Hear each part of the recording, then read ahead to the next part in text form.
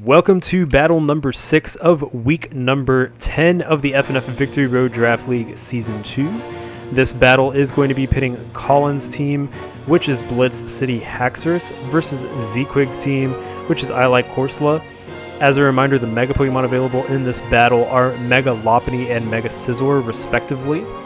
Additionally, we have Z Pokemon in this battle, Tapu Koko with Z Any Privilege, Haxorus with Z Attack Privilege on Colin's team. On Zequig's team, Gothitelle with Z Any Privilege. So we could very well see a Z move from both sides, and we'll also be seeing the Megas from both sides most likely.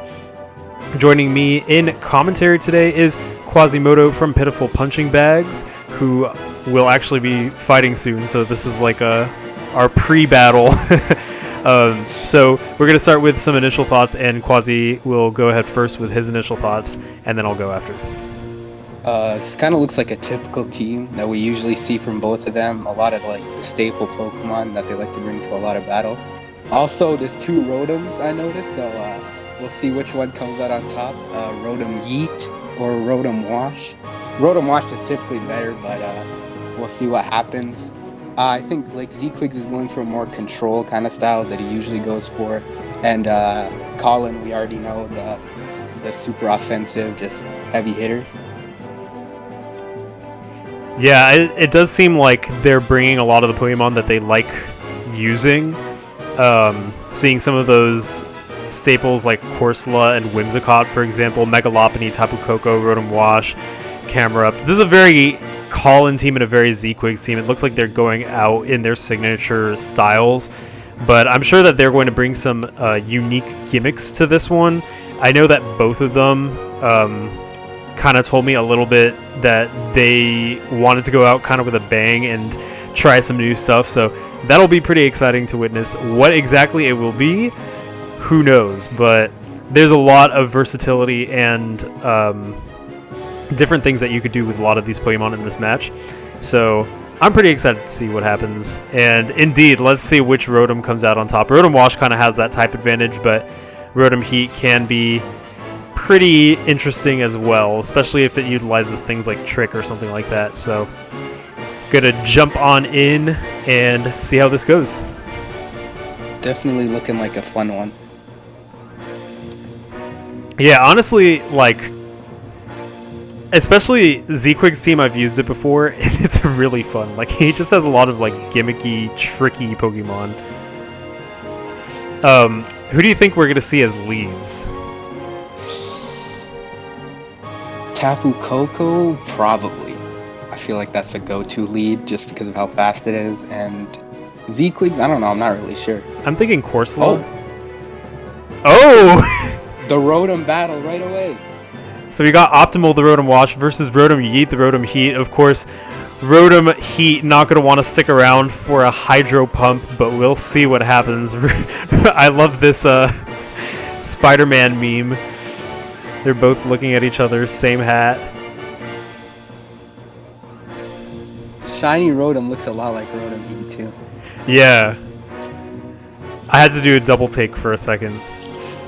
I'm actually wondering if they planned this.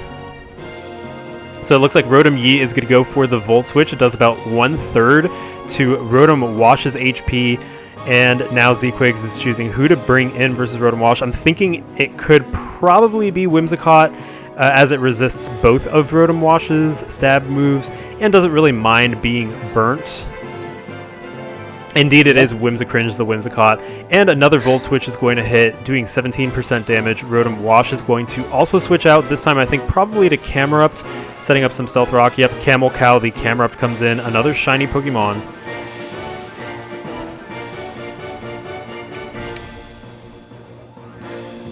We'll see. I think this is a favorable situation, but he might be going for a Stealth Rock, so Whimsicott might have another turn. Yeah, I think we'll definitely see a Stealth Rock from Camerupt. Lots of pivoting on both teams.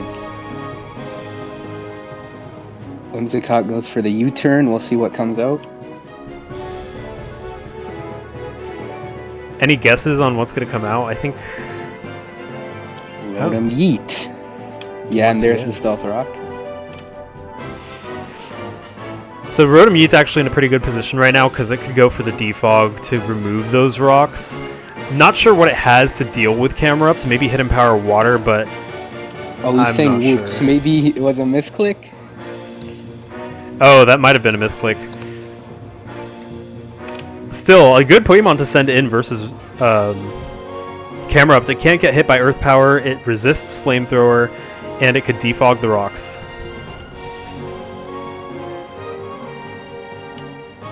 Accidentally optimal, maybe? We'll see. Part of my plan, sunglasses, Sequig says. I mean, we're talking up the choice here, so we're just making it look more. He did a Galaxy Brain move intentionally. He said whoops to throw Colin off, so he doesn't expect... See, he's always thinking 2 steps ahead, not even 1 step ahead. So it looks like Drudagamer comes in, taking a Flamethrower. Maybe Drudagamer's going to be setting up its own Stealth Rocks. Ooh.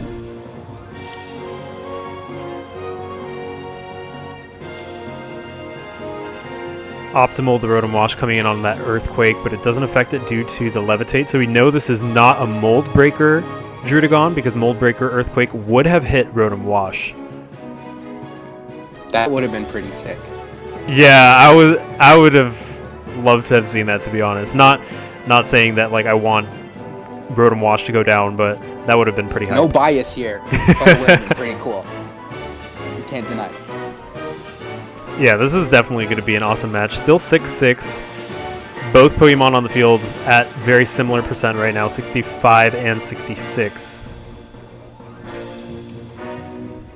Gothitelle coming out. We'll see what... I think he'll switch into a Pivoter just so we can get it out again. There's also the option of Scrafty, who I don't think Gothitelle gets Dazzling Gleam, so Scrafty is a pretty safe pick versus Gothitelle. And there it is. Andre the Scrafty.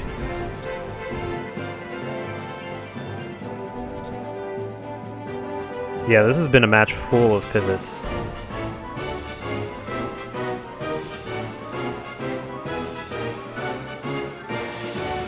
Having that Stealth Rock up is really benefiting Colin because of all these. With all these switches, Z-Quigs is taking damage while Colin isn't. Yeah, I think Druddigon getting Stealth Rock up could have impacted it. Yeah, definitely. It would have forced Rotom Wash to go for Defog since there's no Rapid Spinners on Colin's team, and that would have removed the rocks from the Z-Quig side as well.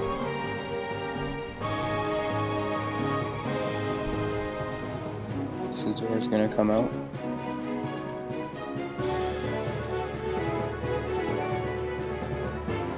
Interesting Ice Punch. I'm wondering who he thought was going to come in. Maybe Druddigon or Whimsicott. Yeah, that was a weird move, but we'll see.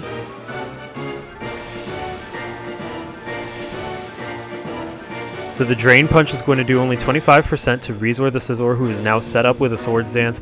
Any move will hit pretty hard at this point versus Andre the Scrafty. I think that Colin has run specially defensive Scrafty more often. But it looks like Scrafty going for the Dragon Dance.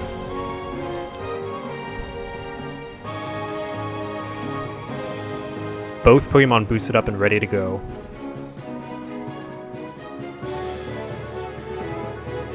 Yeah, I think this is maybe Z-Quig's advantage, considering that how much Drain Punch did. But we'll see if it can take out Scrafty.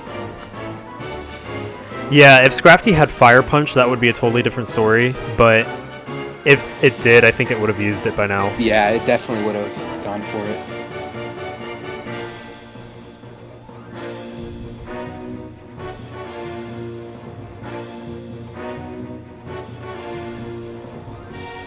Going for another Swords Dance. Drain Punch won't kill, so this is a pretty scary situation for Colin.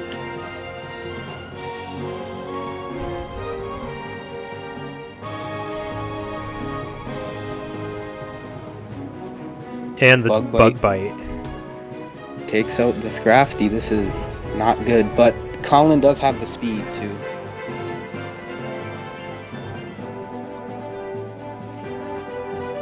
Rotom Wash doubly resists Bullet Punch, so even at a ×3 attack, Technician boosted, Stab boosted Bullet Punch, I'm not sure if it's going to be enough to take out Rotom Wash, and Rotom Wash can go first, Volt Switch to take down Rezor.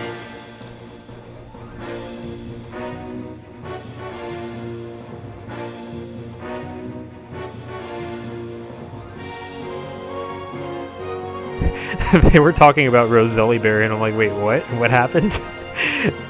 Yeah, I didn't even notice the berry. Oh, and the crit Bullet Punch is not going to take it out. And the +3 Scizor, +4 Scizor goes down. +3, since it was 2 Swords Dances and not 3. Swords Dance boosts by 2, though. It goes ×2, ×3, ×4. I was like confused at that too, because I thought it would be ×2, ×4, ×6, but that'd be broken. I think because each boost increases by 0.5. Yeah, so my math isn't working right now, so yeah. Yeah, technically it's +4, but it was ×3 damage. Yeah, there we go. So in comes Easter, the Megalopony. Nothing's going to really want to take a hit from it. Rotom Yeet is the one who meets Easter, but a return will do enough to probably take out Rotom Yeet. Fake Out will probably ensure that. Yeah.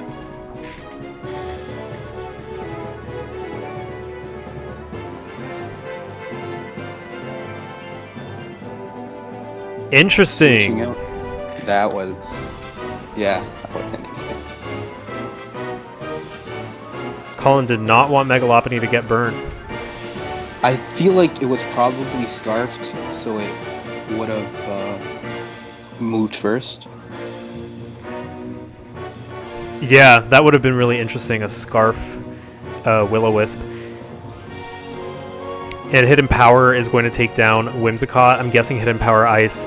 Rotom Wash goes down in the process, so the score is now 4-4, and in comes Haxorus and Gothitelle. Mold Breaker means it can switch out safely, I think. Does it? I think it means... I'm actually not sure, but not that it needs to switch out. It doesn't need to, yeah. Devastating Drake takes down Gothitelle, and Drudagamer, the Drudagon, comes in.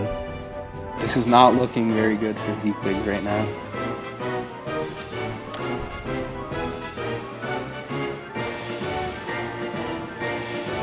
Yep.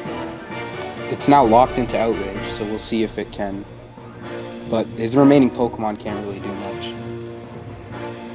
It's going to be all up to Corsola. The secret Corsola set. He's been saving it until week 10. He'll take it, save the game. So Outrage brings Corsola down to 13%, but Head Smash is going to take out Gambit the Haxorus. That's the week 10. That's how you want to go with week 10. Yes. 1000%.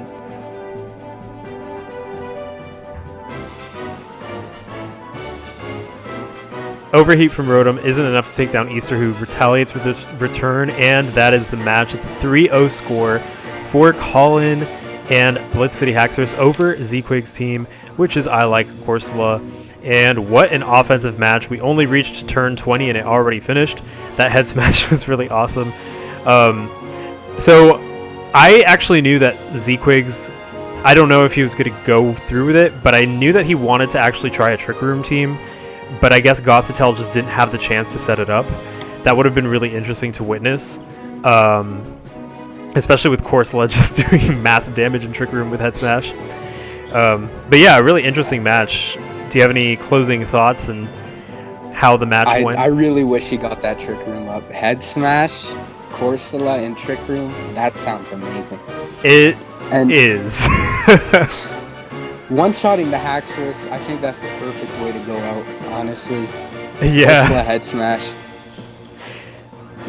Honestly, like, for a team named I Like Corsola, for Corsola to be able to just do that nuke was so worth it for Zequigs. Yeah, that was a really good battle. A lot of pivoting. The Stealth Rocks kind of mess stuff up for Z-Quigs. Yeah. But yeah, it was an interesting one, and you know, it had a little bit of hype in there. Yeah, definitely.